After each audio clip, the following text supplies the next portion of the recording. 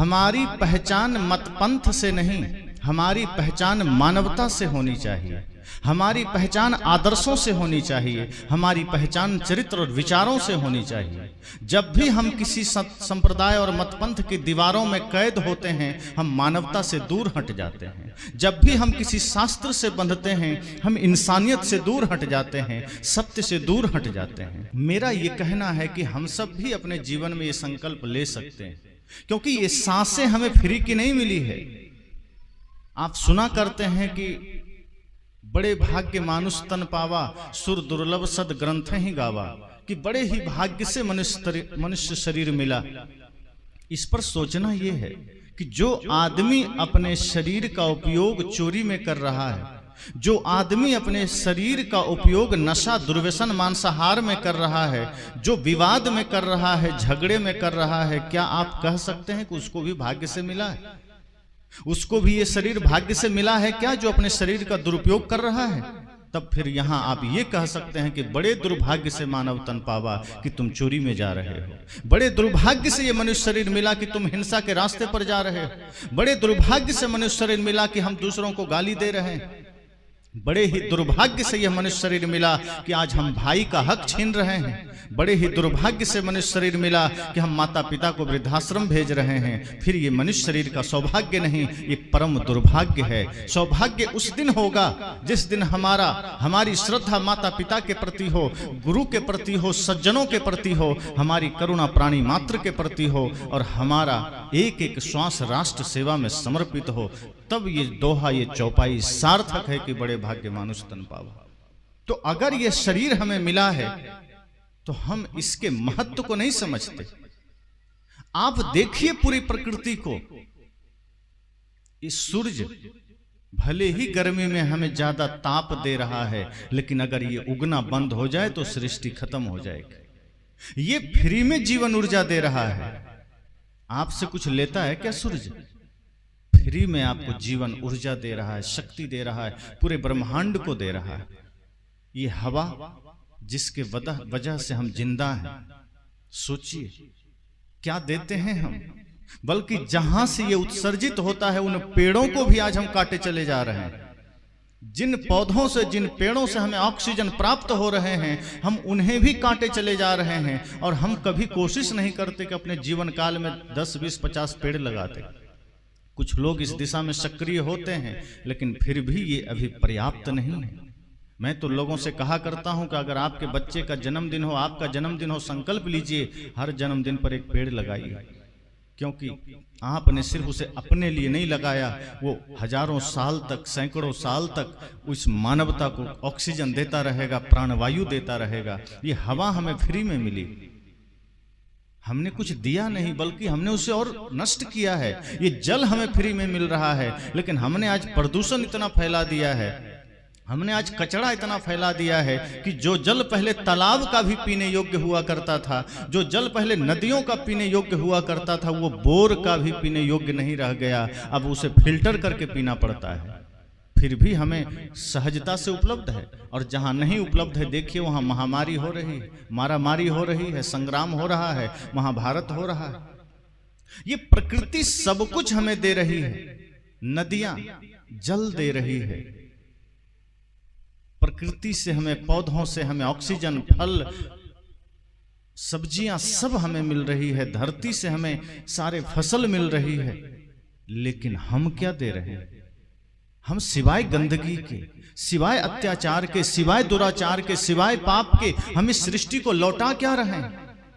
मुख से भी हम गंदगी लौटा रहे हैं, अपने कर्तव्यों से हम गंदगी लौटा रहे हैं, अपने कर्मों से हम गंदगी लौटा रहे हैं। हम कभी सोचते हैं, हम कभी विचार करते हैं?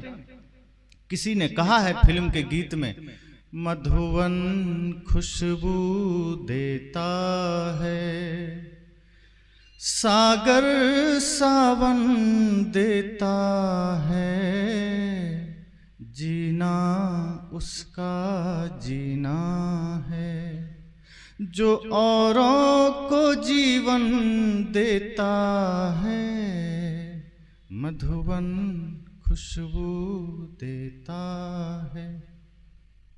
कहा ये संपूर्ण मधुवन, ये संपूर्ण प्रकृति दे रहा है, फूल खुशबू दे रहा है, धरती आपको अपना संपूर्ण दे रही है, हवा आपको प्राण दे रहे, जल, नदी, सूरज, अग्नि सब दे रहा है। हम क्या दे रहे हैं? कवि कहता है जीना उसका जीना है जो औरों को जीवन देता है। हम अपने अपने जीवन में एक लक्ष्य जरूर बनाएं कि हमारा आना इस धरती पर जाने कहां से हुआ, जाना कहां होगा कोई पता नहीं, पर इतना पता हर आदमी को होना चाहिए कि इस धरती पर हमारा आना फिजूल नहीं हुआ है। हमारा आना सिर्फ खेलने खाने के लिए नहीं हुआ है। इस धरती पर हमारा आना सिर्फ संसार को बटोरने के लिए नहीं हुआ है। अगर हम इस धरती पर आए हैं कुछ परोपकार करके जाने के लिए हुआ है, कुछ परमार्थ करके जाने के लिए हुआ है, कुछ नेक कमाई करके जाने के लिए हुआ है। और अगर हमने वो कर्तव्य किया है, हमने वो कमाई की है, तो हमारा आना सार्थक हुआ और हमारा जाना भी सार्थक हो सकता है। वरना यहाँ आना ऐसा ही है जैसे ये सत्संग का आयोजन हो और यहाँ आपने हमें बोलने के लिए बुलाया और मैं आकर के यहाँ मौन बैठा रहता। आप कहते कैसा आदमी है, बोलता नहीं, इतना मेहनत किया, इतना खर्च किया, इतना आयोजन किया, चुपचाप बैठा है, इसी के लिए खर्च हुआ है, सुनने आए। आप कहेंगे पैसा व्यर्थ गया। प्रकृति ने ये जीवन हमें दिया, प्रकृति ने ये श्वासें हमें दी है और हम इसे लगा कहाँ रहे व्यर्थ में। उन चीजों में हम लगा रहे हैं जो साथ जा ही नहीं सकता। ये बोध हमें अंतिम तक नहीं हो पाता। हम इन सांसों का सदुपयोग कर ही नहीं पाते। इन सांसों को लगाते ही वही हैं जो हमें मेरे साथ जा नहीं सकता। वही कार्य में हम इसे झोंक देते हैं जो साथ नहीं हो सकता, और जो जा सकता है उसके तरफ ख्याल बुढ़ापे में आता है कि चलो अब भजन कर लें, चलो अब परमार्थ कर लें। जब तक शरीर में बल है, माया हमें इस कदर बांधे रहती है कि गुरु की ओर हमारा ध्यान नहीं जाता, सत्संग की ओर हमारा ध्यान नहीं जाता, परमार्थ की ओर हमारा ध्यान नहीं जाता। मैंने कहा अपने अपने जीवन में संकल्प लीजिए कि आना कहां से हुआ पता नहीं, जाना कहां होगा पता नहीं, पर इस धरती पर अगर हम आए हैं तो एक पहचान बना कर जाएंगे। इस धरा पर अगर आए हैं तो अपनी जिम्मेदारी निभा कर जाएंगे। इस धरती पर आना है, अपनी जिम्मेदारी निभा कर जाइए। अगर आप शिक्षक हैं, आपकी जिम्मेदारी पढ़ाना है, तो आप विद्यालय जाते हैं, पढ़ाते हैं, पढ़ा कर आते हैं। अगर कोई पढ़ाए बिना आ गया तो उससे हिसाब पूछा जाता है कि तुम्हारी जिम्मेदारी पढ़ाने की थी, तुम उसी का तनख्वाह लेते हो, क्या किया तुमने? जाके टाइम पास करके आ गए, 1 दिन माफ, 2 दिन माफ, उसके बाद सस्पेंड हो जाएंगे। हम वही तो कर रहे हैं। इस धरती पर हम भी अपनी ड्यूटी, अपनी जिम्मेदारी के लिए आए थे कि कुछ सेवा कर जाएंगे, कुछ पुण्य का काम कर जाएंगे, कुछ परमार्थ कर जाएंगे, किसी भूखे को भोजन दे जाएंगे, किसी प्यासे को पानी दे जाएंगे, किसी रोते को हंसा कर जाएंगे, माता पिता गुरु की सेवा सम्मान करके जाएंगे। हम बिना सारे ड्यूटी निभाए यहाँ से जाने को तैयार हो जाते हैं कि बस मेरा काम पूरा हो गया। जब यमराज पूछेगा तेरा रिपोर्ट कार्ड क्या है, हम मुंह घुमाने लगेंगे कि कोई रिपोर्ट कार्ड नहीं, क्योंकि जो रिपोर्ट कार्ड आप देंगे वो यहीं इसी धरा का है और वो किसी काम का नहीं। जैसे आप भारत का रुपया लेकर अमेरिका चले जाएं और कहें कि हमें थोड़ा सा चीनी दे दो, हमें थोड़ा चप्पल जूता दे दो, तो हो सकता है ओरिजिनल में चप्पल जूता दे दे, लेकिन कोई चीनी तो नहीं देगा, कोई वस्तु तो नहीं देगा, पैसे पर कोई सामान नहीं देगा, क्योंकि हमारी करेंसी वहां नहीं चलेगी, हमारा नोट वहां नहीं चलेगा। वहां की सरकार अलग है, वहां का नोट अलग है, वहां का महत्व अलग है। हम जो कुछ भी ये स्थूल चीजें यहां बटोर रहे हैं, इसका कोई उपयोग वहां नहीं। वहां उपयोग क्या होगा? जो धर्म की कमाई हम कर जाएंगे, जो परमार्थ हम कर जाएंगे, जो कुछ पुण्य हम कमा जाएंगे, या तो हमारे पाप वहां काम आएंगे। पाप भी काम आते हैं। अगर हमने पाप की कमाई की है, अगर हमने जीवन भर नफरत और घृणा के बीज बोए हैं, अगर हमने जीवन भर सिर्फ अधर्म की कमाई की है, और वहां जब हिसाब होगा तो एक तरफ स्वर्ग होगा, एक तरफ नर्क होगा, तो यमराज कहेगा तुम्हारी करेंसी नर्क के लिए है, जाओ उधर, स्वर्ग में नहीं चलेगा, क्योंकि स्वर्ग का तुमने कोई इंतजाम नहीं किया। अब इसका अर्थ ये नहीं कि बाहर कोई लोक बना है जहां स्वर्ग और नर्क है। समझाने का एक तरीका है कि अगर हमने धर्म की कमाई की तो हमारा जीवन स्वर्ग की भांति जीते जी भी हो जाता है और अगला जन्म भी बढ़िया मिलता है। आगे भी हम हो सकता है मनुष्य जन्म में जाएंगे और जितना कर्म यहाँ कर जाएंगे उसके आगे हमारी यात्रा होगी। आप देखिए कुछ बच्चे बचपन से ही संस्कारी हो जाते हैं, कुछ लोगों के जीवन में बचपना से ही ज्ञान विज्ञान समाहित हो जाता है, उसकी रुचि धर्म के प्रति हो जाती है, उसकी श्रद्धा गुरु संतों के प्रति हो जाती है। इसका अर्थ यह है कि पिछले जन्म में उसने वो भक्ति की यात्रा की है, उसने धर्म की यात्रा की है, लेकिन पूरी यात्रा किए बगैर उसका विराम हो गया, मृत्यु हो गई, और आज जब पुनः वो जन्म लेकर आया है तो उसकी यात्रा वहीं से आरंभ हुई है। इसलिए बचपन से ही संस्कार लेकर खड़ा होता है।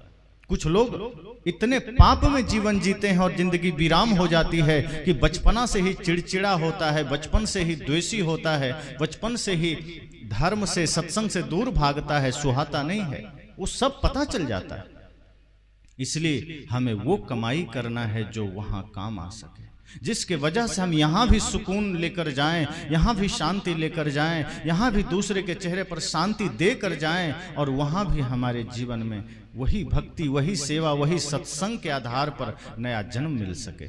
इसलिए संतों ने कहा कि जरा विचारिए, ये जीवन साधारण नहीं है, हम आप साधारण नहीं हैं, हमारा आपका यहाँ आना साधारण नहीं है। अगर साधारण होता तो मनुष्य जीवन नहीं मिलता, फिर ये कीट पतंग सांप छुछुंदर ही मिल जाता। मनुष्य शरीर का मिलना साधारण नहीं है।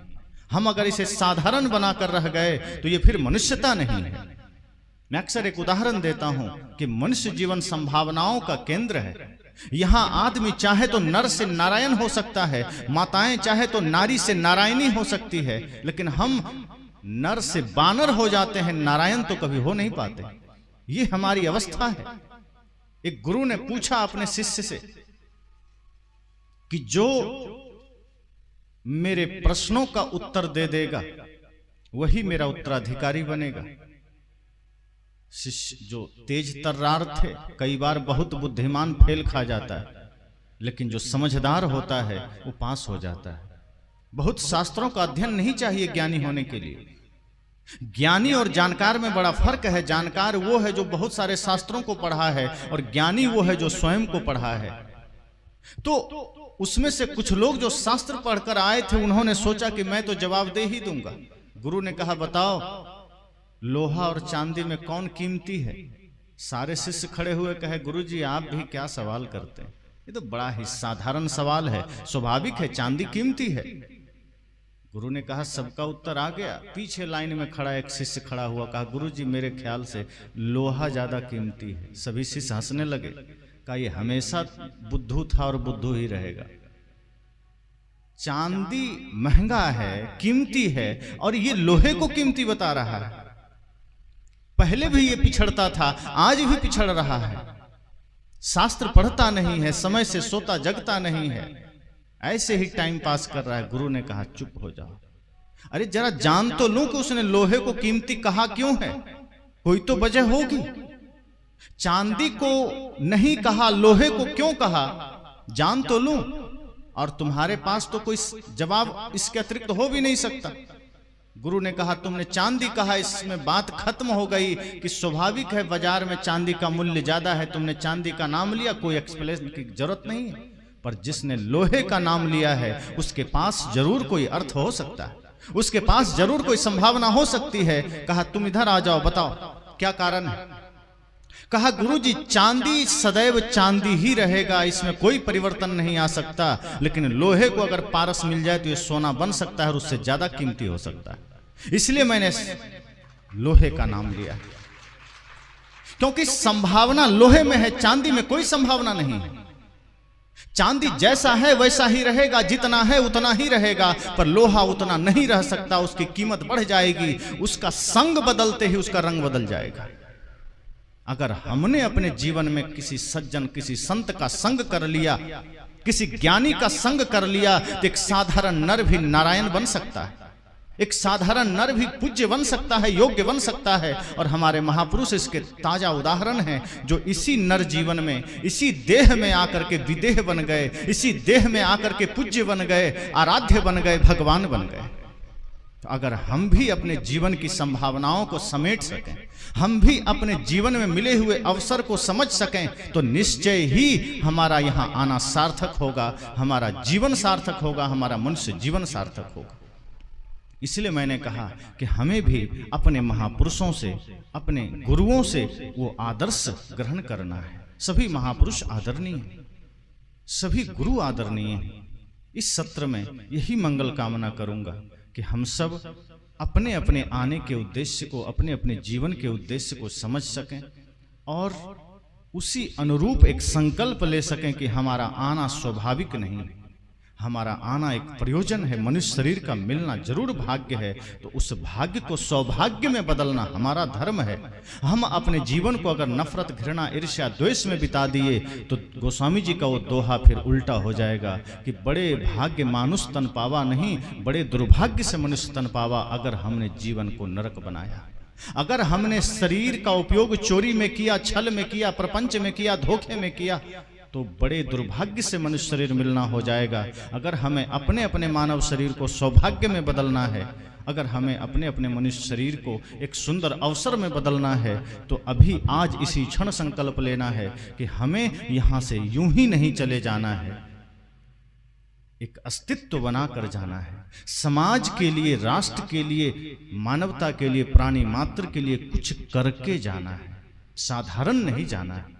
अगर कुछ संकल्प लेकर जाएंगे तो 14 वर्ष की अवस्था में खुदीराम बोस भी देश के धड़कन बन सकते हैं। और अगर हम बिना संकल्प, बिना किसी कार्य के जाएंगे तो 100-100 साल जीने वाला आदमी का भी कोई नाम लेने वाला नहीं रहता। इसलिए हमें ये संकल्प लेना है। अभी इतना ही कहकर वाणी को विराम देता हूं।